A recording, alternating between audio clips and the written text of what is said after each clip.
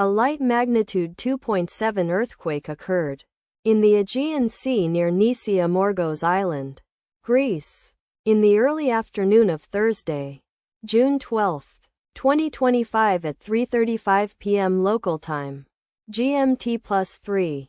The quake had a very shallow depth of 10.9 kilometers, 7 miles, and was not felt, or at least not reported so. First to report, Raspberry shake after 1 minute. The earthquake occurred 3 days after a magnitude 3.7 earthquake had hit on Monday, June 9, 2025, at 6:32 a.m. GMT+3 local time, in 32 kilometers, 20 miles, distance to the southwest. Data source from Volcano Discovery.